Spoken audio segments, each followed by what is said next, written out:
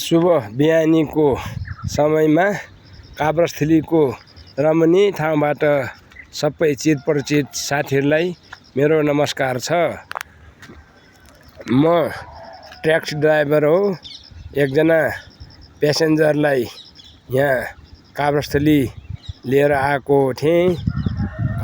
आउँदै काभ्रेस्थलीको सबभन्दा माथि अब यो वन जङ्गलकै छेउमा आइपुग्यो।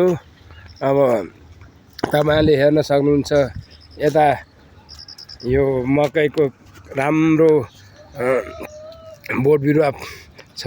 यता हेर्नुहुन्छ तपाई यो करेसा बारी, उता हेर्नुहुन्छ सक्नुहुन्छ तपाईले यो मकैको बारीहरु।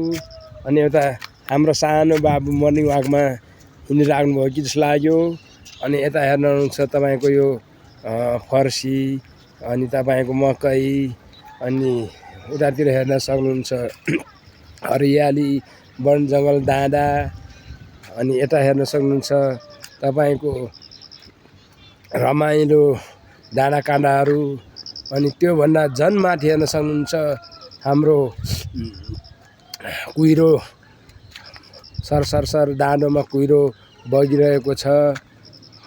अनि तपाई यता हेर्न सक्नुहुन्छ यो सानो सानो मकैलाई किराहरूले खाएर खत्तमै बनाछन्। किराहरू पनि बाँच्नु पर्यो। हामी मनुष्यलाई बाँच्नलाई खाना चाहिन्छ भने जीव जन्तु किराहरूलाई पनि प्रकृतिको नियमअनुसार उनीहरूलाई पनि खानाको आहारको लागि सबै मकैहरूलाई यहाँ खत्तम बस्सम्मै बनाएर मकैलाई आधा लगभग आधा खाइसकेछ किराहरूले।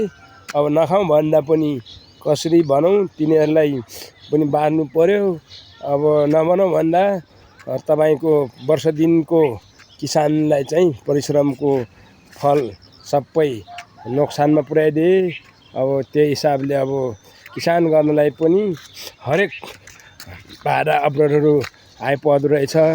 अनि उता हेर्नुहुन्छ एकदम मकै लगभग 1 महिना पछि त खाने तयारीमा छ।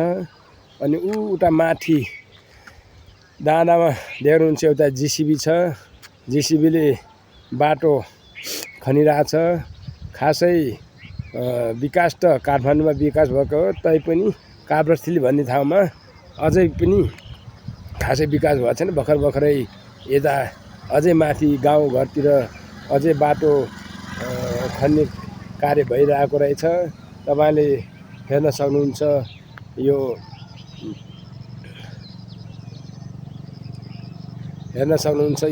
माथि कस्तो रमाइलो डाँडा रहेछ। अनि यता तपाईँ कुहिरोहरू डाँडा काँडासँग बगिरहन्छन्। यता हेर्न सक्नुहुन्छ परेवाको जोडी, अनि कागको जोडी, अनि कस्तो मजाले एक आपसमा रमाउँदै उदिरहेछन्। यो प्रकृतिले दिएको नियम हो। त्यसकारणले यतादेखि देख्नुहुन्छ मेरो अब ट्याक्सी।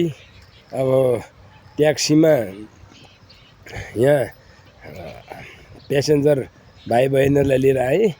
भाइ बहिनीहरू आफ्नो घर जानुभयो। म एकछिन यो काभ्रेस्थलीको हल्का मनोरञ्जन लिइरहेको छु। अब एकछिन पछि म पनि काठमाडौँ फर्किने तर्खरमा छु। अनि त्यही भएर उता देख्नुहुन्छ, उता भनेको सबभन्दा ठुलो पहाड रहेछ। तपाईको भर्खरै घाम उठिरहेको छ। यो घाम भनेको पूर्वबाट उदाउने घाम हो। मलाई लाग्छ त्यो चाहिँ पूर्व दिशा पर्यो। त्यही भएर त्यहाँबाट घाम झुल्किरहेछ। एकछिन पछि लगभग यो काभ्रेस्थली बजार घामले झलमलै हुन्छ जस्तो लाग्यो। यता हेर्नुहुन्छ यो हाम्रो कृषकहरू सामग्रीहरू ओसार पसार गरिराख्नु छ। यो भन्दा माथि अझै विकट गाउँ रहेछ। त्यहाँ चाहिँ सामग्रीहरू ढुवानी गर्नलाई पिकअपहरू गइरहेछ। यता तपाईँको हेर्न सक्नुहुन्छ यो फर्सीको बारी तरकारी खानलाई। अनि तरकारी खाएर अब बडी पनि बनाउनु पर्यो।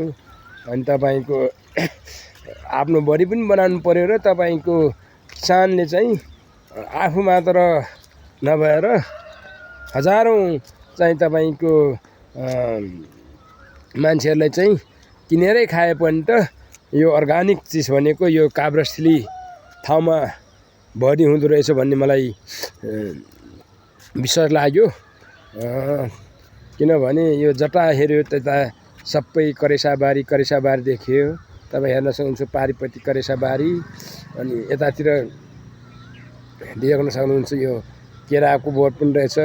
केरा भनेको तपाईँको एक किसिमको भिटामिन चिज हो।